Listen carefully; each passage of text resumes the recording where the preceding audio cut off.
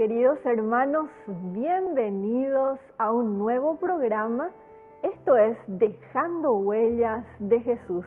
Estamos transmitiendo por Canal 25 Tigo TV Ñande Yarañe. Hoy vamos a escuchar un testimonio de vida maravilloso. El Señor nos va llamando de diferentes maneras. En el programa anterior estuvimos compartiendo con unos niños, misioneritos de María. Y así es, el Señor muchas veces nos llama desde niños, pero no todas las veces es así. Muchas veces nos va llamando a través de lo largo de la vida. Él siempre nos llama, pero somos nosotros quienes muchas veces no lo oímos y buscamos la felicidad en muchas cosas mundanas. Entonces, de repente, cuando el dolor llega, cuando cometimos tantos pecados, ahí nos damos cuenta de que la felicidad no está en el mundo, no está en las cosas materiales. Nos sentimos tan vacíos. Entonces buscamos qué es lo que pueda llenar nuestra vida. Y lo único que realmente puede llenar nuestra vida es Jesús. Pero para sentir ese amor debemos, en primer lugar, arrepentirnos, reconocernos pecadores, llegar hasta la confesión. Entonces ahí descubrimos el inmenso amor que Dios nos tiene. Nos regala su misericordia y su perdón. Y ahí nos va limpiando, nos va lavando de todos nuestros pecados. Entonces ahí nos sentimos criaturas nuevas, llenas de amor, como para poder ofrecer esa virtud que cada uno tenemos en servicio a los demás. Entonces hoy vamos a compartir el testimonio de un hermano que nos cuenta su vivencia tan maravillosa, cómo el Señor lo llamó y cómo hoy él está dejando huellas de Jesús en la vida de muchísimas personas. Quédate con nosotros que después de una breve pausa ya te contamos el testimonio de este hermano que hoy nos visita. Yo vine a este mundo a dejar huella. El que deja huella es el que se atreve a vivir la vida diferente, a ser diferente, a caminar con la frente siempre en alto y ser tremendamente generoso y entender que la única misión en la vida es vivir amando.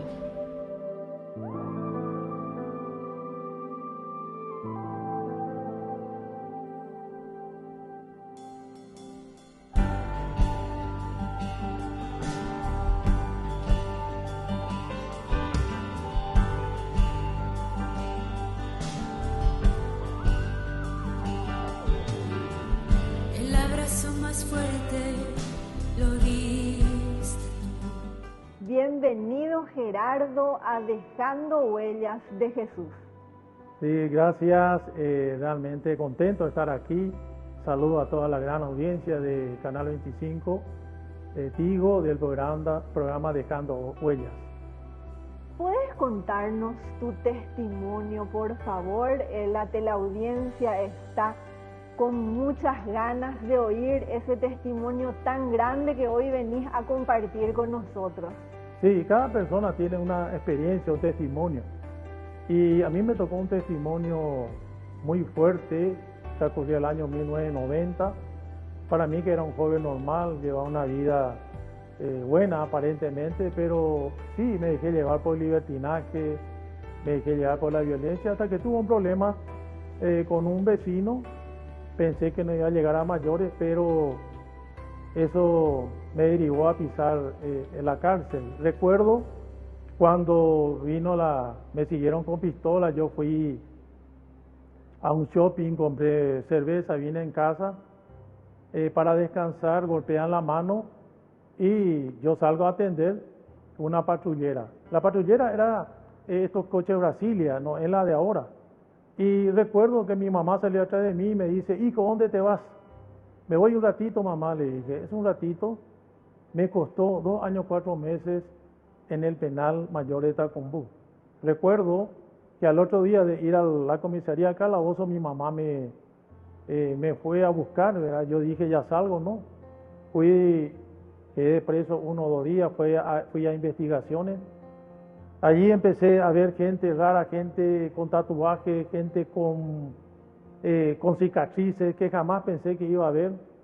Intenté rezar, recuerdo que yo me dormía ya en el Hijo, porque yo hacía en el nombre del Padre y el Hijo. Nunca rezaba, nunca le hice caso a Dios. No sabía qué hacer, estaba totalmente con la mente vacía, como si fuera que me quitaron el cerebro. Fui trasladado al penal mayor de Tacumbú, en la parte última, y ahí estábamos entre 8 en la celda, en el pabellón alta. Y recuerdo que iba a pasar la primera noche allí, iba a dormir en el suelo y sale un interno, me dice, yo soy bandido, vos no sos, me dio su colchón para dormir. Y le dije, por este hecho que voy a hacer, nunca me voy a olvidar de vos, le dije. Nunca me voy a olvidar. Y así, pasaron los días, después estaba allí 2 o 3 días, y sentí como si alguien me empujara. Y fui a la capilla ahí del penal. Cuando entré en la capilla, 4 personas estaban orando. Tenía un pequeño grupo de oración. Y yo miré lo primero la imagen de Jesús de la Divina Misericordia. Recuerdo que el padre Rufino había llevado ahí al penal. Y miré esa imagen y yo quería dar una media vuelta, pero esa imagen parece que me quería hablar. Cuando iba yo a retroceder, me llama uno de los integrantes del grupo, me dice, y vení acá, hermano, me dice, Dios te ama mucho, me dice.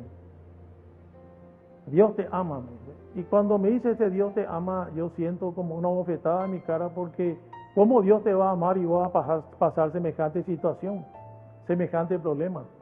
Y me empezó a decir que Dios tenía planes para mí. Y cuando él me empieza a hablar de Dios, yo empiezo a llorar. Estaba muy cargado, estaba ya días sin ver a mi familia, con la misma ropa, sin afeitarme. Y me fui a la celda, uno de ellos me empezó a hablar y lloré mucho. Y bueno, ahí empezó esta historia con el Señor, esta aventura con Él. Al principio no entendía nada, yo me iba a compartir con ellos. Vino mi mamá, le hablé de eso, mamá me abrazaba, me decía que me quería y mandé traer mi Biblia. Cuando traje mi Biblia que yo tenía, sin mentirle a ustedes, tenía todo telaraña. Siglo que no leía mi Biblia, abandoné a Dios. Y yo en forma providencial nací 24 de septiembre, los días de la Virgen de la Merced, y yo estaba allí. Fue una providencia grande. Me acerqué ahí, cuando pasó un tiempo ya determinado, sale y me dice uno de ellos, vos lo que tenés que hacer es darle una buena confesión. Una confesión gorda. En guaraní, una confesión kirapona. ¿Qué significa eso? Y vos tenés que cuando viene el sacerdote confesarte y decir, si mataste, violaste, secuestraste, vos qué hiciste en tu vida. No me vayas a contar a mí, pero contarle al sacerdote, salí de eso, hermano, me decía. Entonces yo preparé un examen de conciencia y lo primero que, cuando me confesé, pensé que el padre me iba a dar una patada, me iba a echar, porque eran tantas cosas que le conté. Me da la absolución y me abraza. Cuando me da un abrazo al sacerdote, yo siento como una mariposa que vuela a mi interior.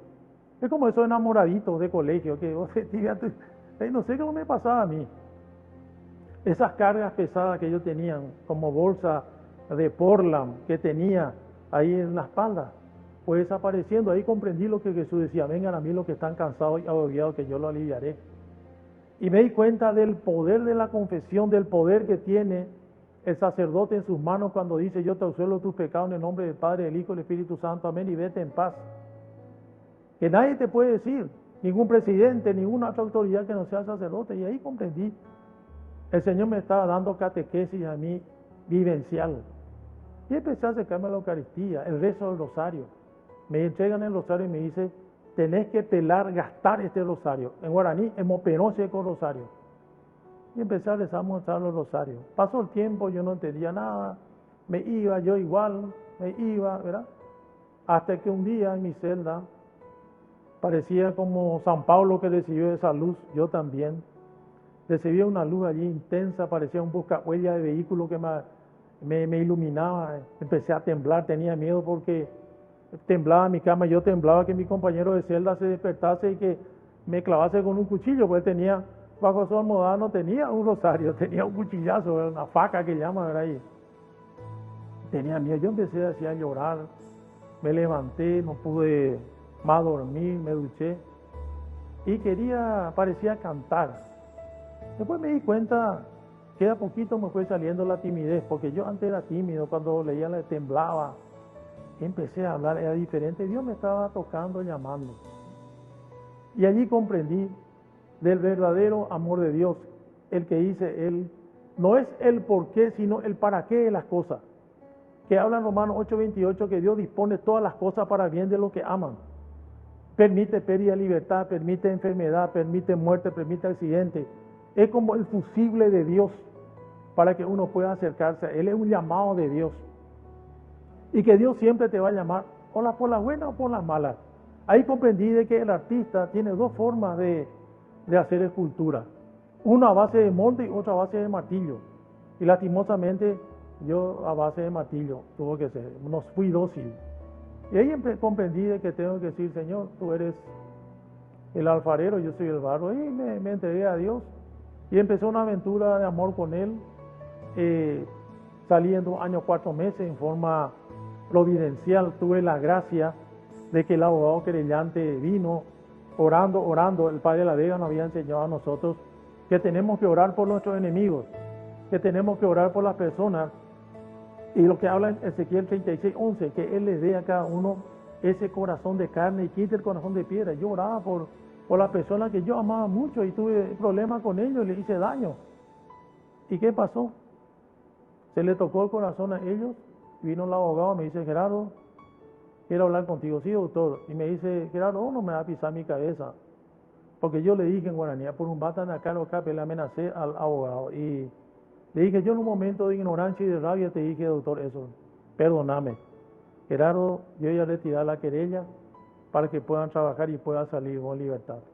Retiraron la querella mis propios denunciantes y llegamos a un estado plenario, que hoy en día es revisión de causa, se hizo todo eso, y en forma providencial se firmó mi libertad un 27 de noviembre, Día de la Virgen Milagrosa, en el cual yo soy un re devoto de ella, pues yo era presidente de la Legión de María, le recé mucho a ella.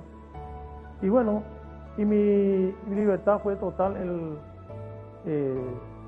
el día 16 de diciembre, salí en forma también providencial. Al salir yo de allí, yo le había pedido a Dios que me dé la oportunidad de que yo pueda reconciliarme con las personas que tuve problemas.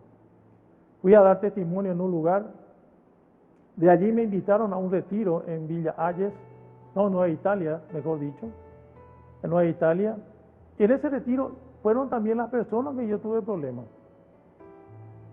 Empecé a rezar un rosario pidiendo a Dios humildad, pidiendo sencillez para que yo pueda encarar la situación.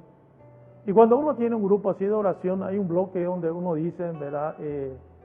Para pedir perdón, si alguien tuvo problemas con alguien. Yo le encuentro a esa persona y ahora pido perdón públicamente a ellos y le perdonaba también. El que dirigía el retiro tomó la lectura de Pablo y Silas, que estaban presos y que había un carcelero que le cuidaba. Y hubo un terremoto y el carcelero dice que le lavó las heridas. Y sale el predicador dice, es momento de lavar las heridas ahora. Y me hace pasar, me llama a mí y la persona con quien tuve problemas. Es momento de lavar las heridas. Me acuerdo que me habla el papá de mi amigo, me dice, Gerardo, nosotros teníamos que matarnos, ¿verdad? Sí, me dice, vamos a dar una alegría al Señor, yo te perdono, yo también te perdono. Y nos abrazamos allí, fue un llanto generalizado ahí, impresionante fue eso. Eso transcurre, yo le estoy dando 32 años atrás ya, hermanos. Y con mi amigo, que con él me reconcilié después de 6 meses en la cancha, nos abrazamos, yo siempre te quise y fue algo grande y se cumplió la palabra de Dios que dice en Proverbios 16, cuando Dios se complace de la conducta de un hombre, hace reconciliar con él hasta sus enemigos. Esto, hermano, es un testimonio, una parte. Yo después prediqué como mi Biblia bajo el brazo como desodorante, predicando en todos lados la grandeza de Dios, anunciando, ¿verdad? Porque jamás poder pagar al Señor todo el bien que ha hecho conmigo. Fui a predicar a Ciudad del Este, había un problema de satanismo, unas cosas nos fuimos a ver allá. Y la que preparaba el retiro allí es mi esposa ahora. Yo me fui a predicar, no con el afán de conquistar a nadie, porque yo le había dicho a Dios que me prepare una mujer que le ame a él y a mí también. Y me dio un regalo, una esposa maravillosa, no estoy yo casado, ya 23 años, tengo hijos, Joaquín Emanuel, Ana Guadalupe, ¿verdad? Y Dios transformó mi vida y esto soy yo. Estoy al servicio de Dios, no tengo drama de contar de dónde Dios me rescató, esa fue mi promesa. En la actualidad soy funcionario del penal, estoy ahí, ¿verdad? Estoy trabajando y ese es mi testimonio de vida, hermano. Si te quedas con nosotros, verás lo que Jesús puede hacer en tu vida. Ya volvemos. Dejando huella, dejando huella.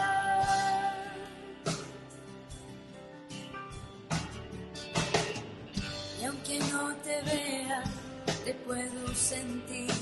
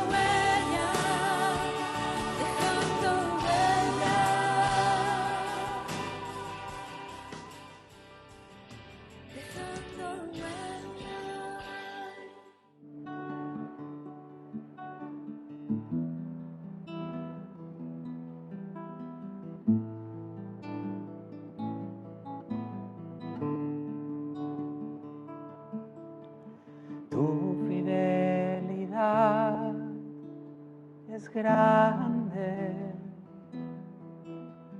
tu fidelidad incomparable, nadie como tú, bendito Dios, grande es tu fidelidad.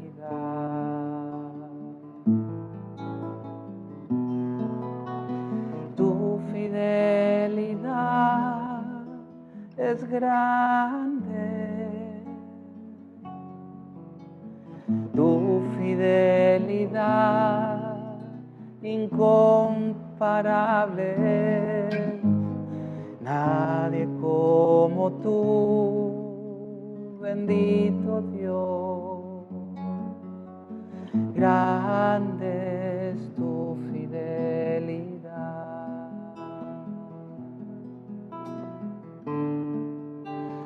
Tu fidelidad es grande,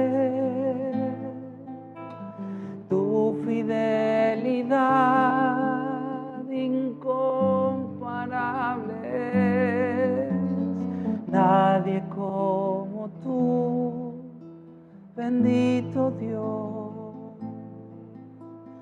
grande es tu fidelidad.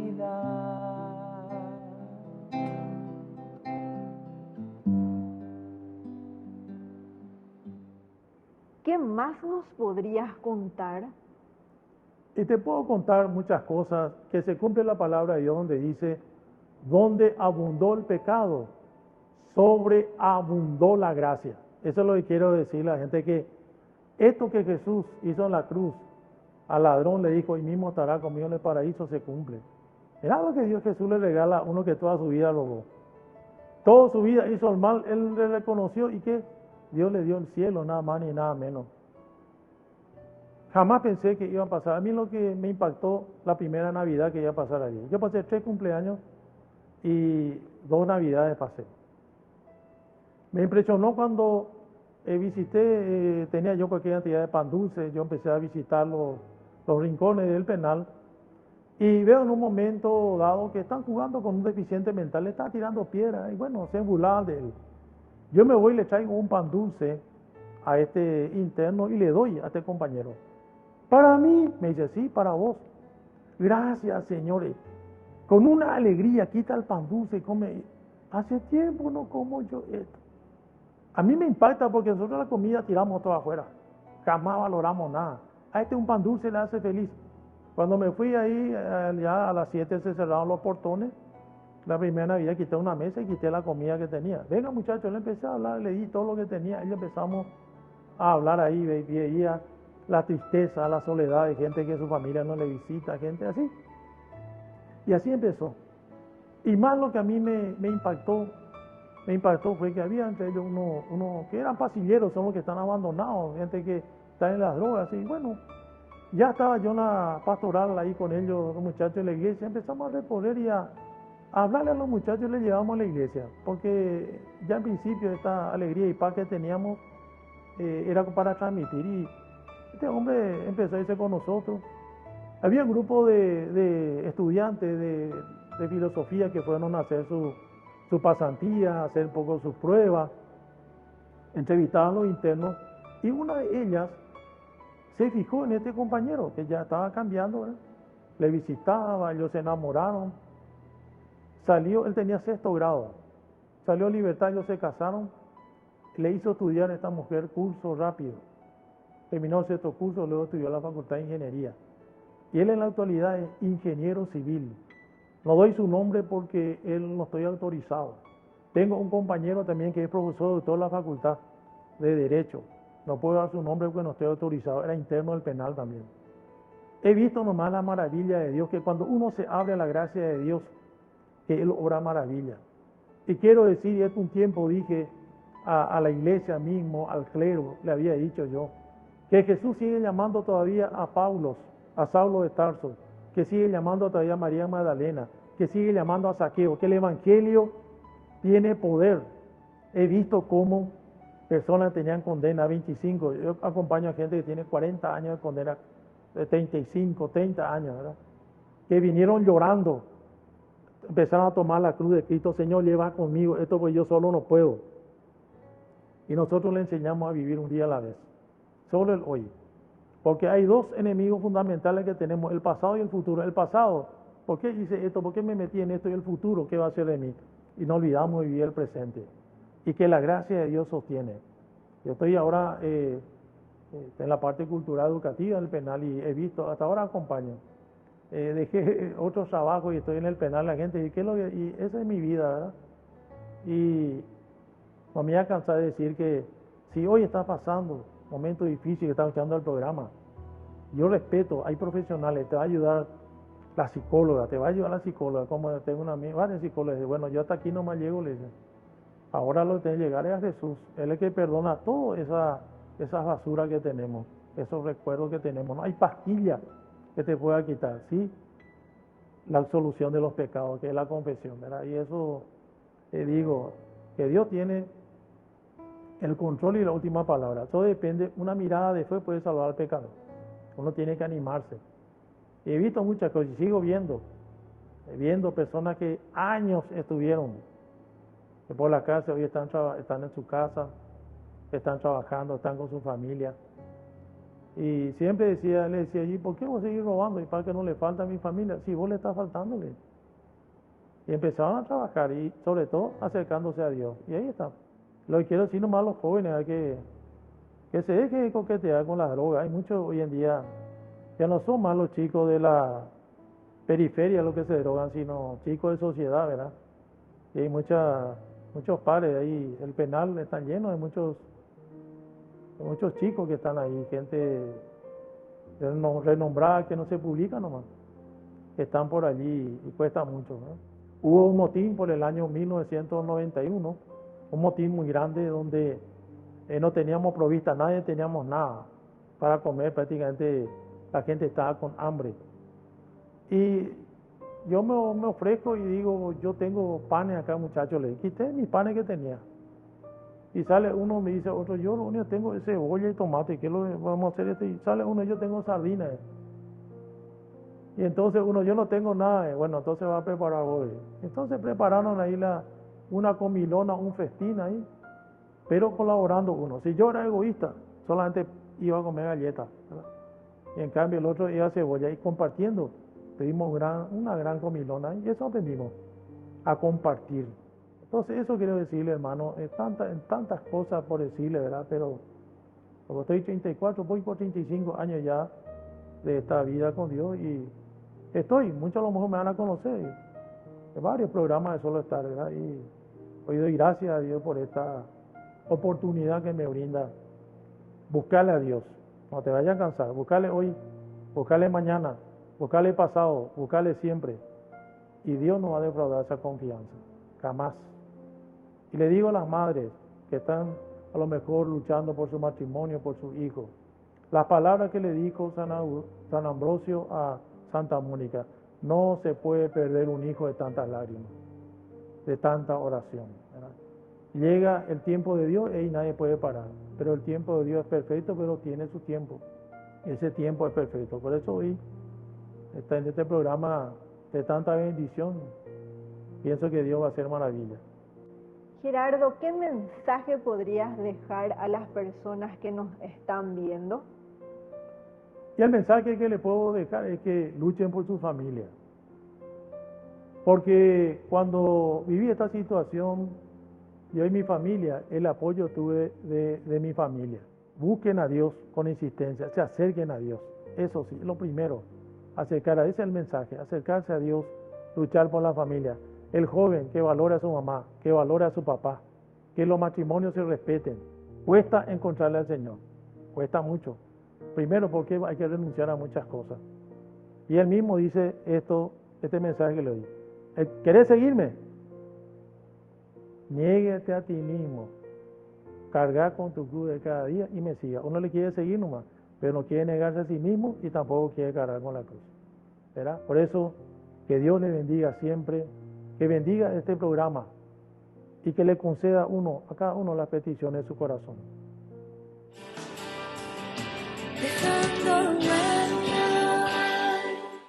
Pedimos la intercesión de nuestro príncipe celestial, San Miguel Arcángel, que Él bendiga todos nuestros hogares. San Miguel Arcángel, que bendices y proteges las casas donde está expuesta y es honrada tu sagrada imagen.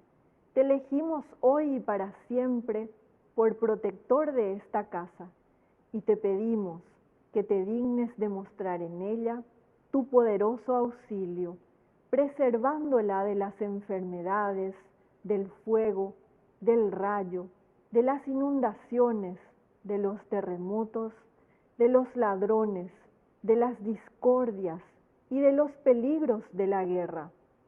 Bendice y protege a las personas que aquí habitan y concédeles la paz, una gran fe, verdadero amor a Dios y al prójimo, paciencia en las penas, esperanza en la vida eterna, facilidades de trabajo, empleo y estudio, y la gracia de evitar los malos ejemplos, el vicio, el pecado, la condenación eterna y todas las demás desgracias y accidentes.